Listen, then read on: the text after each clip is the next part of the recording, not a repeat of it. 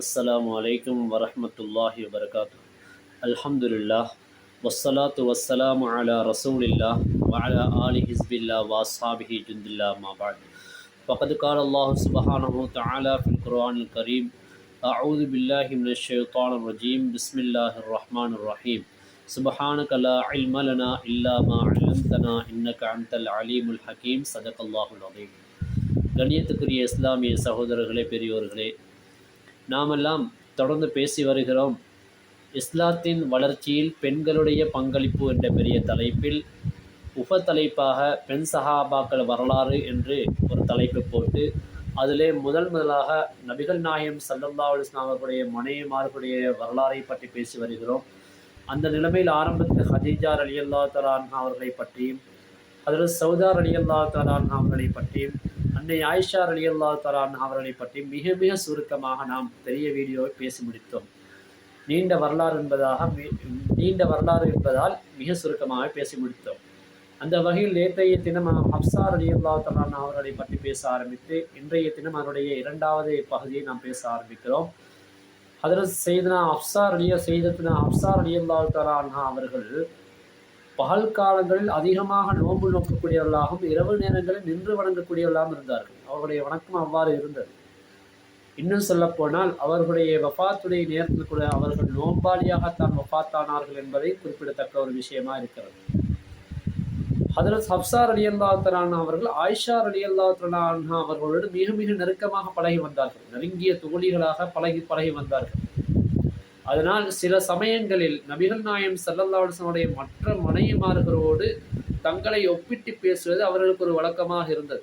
ஹப்ஸா ரலியல்லாஹு தஆலா அன்ஹா அவர்கள் ஒரு தடவை அதற்கு ஆயிஷா ரலியல்லாஹு தஆலா அன்ஹா அவர்களும் ஹப்ஸா ரலியல்லாஹு தஆலா அன்ஹா அவர்களும் என்ன செய்கிறார்கள் என்று சொன்னால், சஃபியா ரலியல்லாஹு தஆலா அன்ஹா அவர்களை பார்த்து சொல்லுகிறார்கள், உங்களை விட உங்களிடத்தில் நபிகள் நாயகம் ஸல்லல்லாஹு அலைஹி வஸல்லம் அவர்கள் எவ்வாறு அதிக கௌரவம் பெற்றிருக்கிறார்களோ, ஆனால் நீங்கள் எவ்வாறு நபிகள் நாயகம் ஸல்லல்லாஹு அலைஹி வஸல்லம் அவர்களிடத்தில் எந்த அளவுக்கு கௌரவம் பெற்றிருக்கிறீர்களோ அதை விட நாங்கள் தான் அதிக கௌரவம் பெற்றிருக்கிறோம்.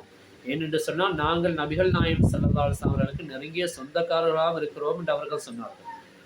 அப்பொழுது சஃபியா ரலியல்லாஹு தஆலா அவர்கள் மிகவும் மனவருத்தப்பட்டு நபிகள் நாயகம் ஸல்லல்லாஹு அலைஹி வஸல்லம் அவர்களிடத்தில் இந்த விடயத்தை சொல்கிறார்கள். ஆயிஷா ரலியல்லாஹு தஆலா அன்ஹா அவர்களும் ஹப்ஸா ரலியல்லாஹு தஆலா அன்ஹா அவர்களும் இவ்வாறு சொன்னார்கள் என்று சொன்ன பொழுது நபிகள் நாயகம் ஸல்லல்லாஹு அலைஹி வஸல்லம் அவர்கள் சஃபியா ரலியல்லாஹு தஆலா அன்ஹா அவர்களை பார்த்து, நீங்கள் ஏன் அவர்களை பார்த்து இவ்வாறு சொல்லியிருக்க கூடாது? அதாவது என்னுடைய கணவராக முஹம்மது ஸல்லல்லாஹு அலைஹி வஸல்லம் அவர்கள் இருக்கிறார்கள், என்னுடைய தந்தையாக ஹாரூன் இருக்கிறார், என்னுடைய பெரிய தந்தையாக மூசாவாக இருக்கிறார்களே என்று நீங்கள் ஏன் அவரிடத்தில் சொல்லியிருக்க கூடாது என்று சொல்லி நபிகள் நாயகம் ஸல்லல்லாஹு அலைஹி வஸல்லம் அவர்கள் சஃபியா ரலியல்லாஹு தஆலா அவர்கள் சொல்லி அனுப்புகிறார்கள். ஏனென்றால் சஃபியா ரலியல்லாஹு தஆலா அவருடைய அந்த வம்சாவளி அவ்வாறு வருகிறது. அதனால் அந்த பதிலை சொல்லும்படி நபிகள் நாயகம் ஸல்லல்லாஹு அலைஹி வஸல்லம் அவர்கள் சஃபியா ரலியல்லாஹு தஆலா அவரிடத்தில் சொல்லி அனுப்புகிறார்கள். இன்னொரு தடவை நபிகள் நாயகம் ஸல்லல்லாஹு அலைஹி வஸல்லம் அவர்கள் ஸைனப் ரலியல்லாஹு தஆலா அவருடைய வீட்டுக்கு செல்கிறார்கள். அவர்களும் நபிகள் நாயகம் ஸல்லல்லாஹு அலைஹி வஸல்லம் அவருடைய மனைவிதான். அவருடைய வீட்டிலே இருந்த ஹப்ஸா அவருடைய வீட்டிலே இருந்த ரசூல் ஸல்லல்லாஹு அலைஹி வஸல்லம் அவர்கள் நீண்ட நேரத்துக்கு பின்னால் தான் அங்கிருந்து வந்தாங்க. ஏனென்று சொன்னால் ஸைனப் ரலியல்லாஹு தஆலா அவர்கள் நபிகள் நாயகம் ஸல்லல்லாஹு அலைஹி வஸல்லம் அவர்களுக்கு தேன் கொடுத்திருந்தார். ரசூல் ஸல்லல்லாஹு அலைஹி வஸல்லம் அவர்களுக்கு தேன் ரொம்ப பிடிக்கும், ரொம்ப விருப்பமான ஒரு உணவு. அதனால நபிகள் நாயகம் ஸல்லல்லாஹு அலைஹி வஸல்லம் அவர்கள் மிக நீண்ட நேரம் அவர்களோடு ஸைனப் ரலியல்லாஹு தஆலா அவர்களோடு உரையாடி கொண்டிருந்து விட்டு அங்கிருந்து வருகிறார்கள். இப்பொழுது ஆயிஷா ரலியல்லாஹு தஆலா அவர்கள் ஹப்ஸா ரலியல்லாஹு தஆலா அவர்களை பார்த்து சொல்கிறார்கள், ரொம்ப நேரத்துக்கு பின்னால் ரசூல் ஸல்லல்லாஹு அலைஹி வஸல்லம் வரப்போகிற மாதிரி தெரிகிறது, நாம் 2 பேரும் சேர்ந்து ஒன்று செய்வோம். நபிகள் நாயகம் ஸல்லல்லாஹு அலைஹி வஸல்லம் அவர்கள் நம்மிடத்திலே வருகின்ற பொழுது தங்களுடைய வாயிலிருந்து ஏதோ ஒரு துர்நாற்றம் வீசுகிறது என்று நாம் சொல்வோம் என்று சொல்லி அப்படி ஒரு முடிவை அவர்கள் எடுத்துக்கொள்கிறார்கள். அதனால நபிகள் நாயகம் ஸல்லல்லாஹு அலைஹி வஸல்லம் அவர்கள் வந்த பொழுது ஆயிஷா ரலியல்லாஹு தஆலா அவர்கள் என்ன செய்கிறார்கள்? அவர்கள் யோசித்து முடிவெடுத்தது போல சொல்கிறார்கள், தங்களுடைய வாயிலிருந்து துர்நாற்றம் வருகிறதே என்று சொல்கிறார்கள். அப்பொழுது நபிகள் நாயகம் ஸல்லல்லாஹு அலைஹி வஸல்லம் அவர்கள் என்ன சொல்கிறார்கள் சொன்னால், நான் இனிமேல் தேனே அருக மாட்டேன், அது எனக்கு ஹராம் என்பதை போன்று அவர்கள் சொல்கிறார்கள். இதனால் தான் அல்லாஹ் தஆலா சூரத்து தஹ்ரீம்ல முதலாவது வசனமாக இறக்குகிறார், யா அய்யுஹன் நபியு லிம துஹர்ரிமு மா அஹல்லல்லாஹு யா அய்யுஹன் நபியு லிம துஹர்ரிமு மா அஹல்லல்லாஹு லக்க தபுத்தகை மரலாத்த அஸ்வாஜிக்க வல்லாஹ் கஃபூர் ரஹீம். நபியே, நீங்கள் எதற்காக மனைவிமார்களுடைய திருப்தியை பெறுவதற்காக அல்லாஹ் உங்களுக்கு ஹலாலாக்கிய ஒன்றை ஹராமாக்கிக் கொள்கிறீர்கள் என்று சொல்லி அல்லாஹ் ஒரு கேள்வி கேட்டான். இது சூரத்து தஹ்ரீம்ல முதலாவது வசனம். அது சமயம் அல்லாஹ் ஜுஸுல வரக்கூடிய சூரத்து தஹ்ரீம்ல முதலாவது வசனம். எனவே நபிகள் நாயகம் ஸல்லல்லாஹு அலைஹி வஸல்லம் அவர்களுக்கு அல்லாஹ் தஆலா தான் ஹலாலாக்கி வைத்தொன்றை ஹராமாக்குவதற்கு அனுமதி இல்லை என்பதை வசனத்தின் மூலமாக தெளிவாக சொல்லுகிறார். ஆனால் இவ்வாறு ஒரு வசனம் இறங்குவதற்கு காரணம் யாராக இருந்தது?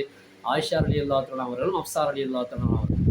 ஸைனப் ரலியல்லாஹு தஆலா அன்ஹா அவருடைய வீட்டில் அதிக நேரம் ரசூல் ஸல்லல்லாஹு அலைஹி வஸல்லம் அவர்கள் இருந்து விட்டார்கள் என்பதற்காக ஆயிஷா ரலியல்லாஹு தஆலா அவர்களுக்கு கோபம் வந்தது. அதனால் தான் அவர்களுக்கு வீட்டுக்கு வருகின்ற பொழுது உங்களுடைய வாயிலே ஏதோ ஒரு துர்வாடை வீசுகிறதே என்று சொல்லி அவர்கள் என்ன செய்கிறார்கள், அவ்வாறு சொன்னார்கள் என்பதற்காகத்தான் நபிகள் நாயகம் ஸல்லல்லாஹு அலைஹி வஸல்லம் அவர்கள் இனிமேல் நான் தேனே அருந்த மாட்டேன் என்று சத்திய பிரமாணம் செய்தார்கள். அதனால தான் அல்லாஹ் தஆலா இப்படி ஒரு வசனத்தை இறக்கினார். எனவே கண்ணியத்துக்குரியவர்களே, இன்றைய தினம் நாம் ஹப்ஸா ரலியல்லாஹு தஆலா அவர்களுடைய வாழ்க்கை வரலாறு ஒரு சிறிய விடயத்தை சொல்லி இருக்கிறோம். இன்ஷா அல்லாஹ் இதனுடைய தொடரை அடுத்த நாள், அதாவது நாளை நாம் இரவு நேரத்திலே இஷாவு தொழுகைக்கு பின்னால் இதை நாம் வீடியோவிலே வெளியாக்குகிறோம். நீங்கள் தொடர்ந்தும் பார்த்து வாருங்கள், பயன்பெற்றுக் கொள்ளுங்கள். உங்களுடைய பிள்ளைகள் மദ്രஸா மாணவர்களாக இருந்தால் அவர்களுக்கும் இதை ஷேர் பண்ணி அவர்களுக்கு சொல்லிக் கொடுங்கள்.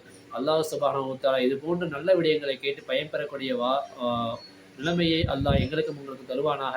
உங்களுடைய வாழ்க்கையிலும் எங்களுடைய வாழ்க்கையிலும் அல்லாஹ் பரக்கத்தும் ரஹ்மத்து செய்வானாக. அஸ்ஸலாமு அலைக்கும் வரஹ்மத்துல்லாஹி வபரகாத்துஹு.